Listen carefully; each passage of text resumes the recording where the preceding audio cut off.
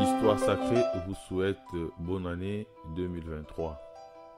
Aujourd'hui, nous parlerons de la vie spirituelle numéro 14, l'engagement. Allez enseigner toutes les nations. Le christianisme est destiné à tous les hommes.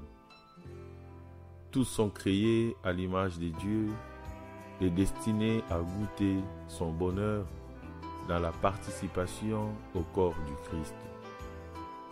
La première disposition du chrétien est le respect de tout homme.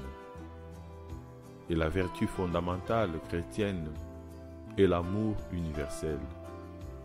Je pourrais vivre une certaine communion avec les hommes qui m'entourent, avoir des habitudes de prière et de conduite, et cependant n'avoir aucun esprit chrétien par mon refus d'aimer ceux qui ne me plaisent pas, ceux qui sont différents de moi, étrangers d'une autre race. Nous touchons ici une des caractéristiques du christianisme.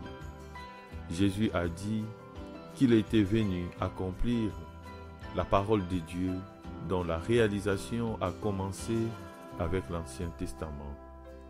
Cette mission s'affirme solennellement dans le sermon sur la montagne. On vous a dit, moi je vous dis. Jésus nous révèle le plan de Dieu. Rassembler tous les hommes, toutes les femmes dans l'amour. Tous sans exception. Le regard de Dieu sur tout homme, chrétien ou musulman, bouddhiste ou témoin de Jéhovah, croyant ou incroyant, aliéné ou non, est fait de respect, d'amour, de patience et d'espoir. Il suffit d'un regard de la part de l'homme pour être compris et pardonné. Ainsi, nous aurons une vie spirituelle d'autant plus réussie que nous saurons accueillir tous les hommes, toutes les femmes, comprendre les différences, accepter les déficiences et pardonner les offenses. On a dit que tout chrétien est missionnaire. Tout chrétien peut se dire envoyé aux hommes pour leur expliquer le Christ par la parole, par le service, mais surtout par sa joie, son amour et son rayonnement. L'amitié avec notre Seigneur grandit quand on prend conscience qu'il compte sur moi pour continuer son œuvre et qu'il transforme peu à peu par son esprit pour que je devienne capable de le faire avec toujours plus d'efficacité. Je suis donc responsable de son œuvre, œuvre d'amour, d'union, de rassemblement de tous les hommes, de toutes les femmes, œuvre du don du meilleur de ce qu'on est à tout homme, si petit, si misérable soit-il. Nous allons nous poser quelques questions pour nous faciliter la méditation. Première question, ai-je de la tendresse pour les pauvres? Deuxième question, ai-je de la patience envers ceux qui m'énervent et m'irritent?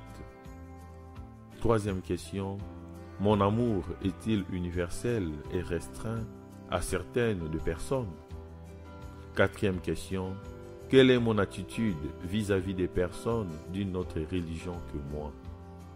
Et la cinquième question, suis-je capable de pardonner à ceux qui m'ont fait du tort? Quelques textes pour la méditation de la semaine. Nous prenons Luc 6, du 27e au 35e verset. Bon pour les ingrats et les méchants. Nous prendrons aussi Luc 10, du 30e au 37e verset. Un homme, un samaritain. Nous prendrons Romains 12, du 12e au 17e verset. Faire le bien devant les hommes.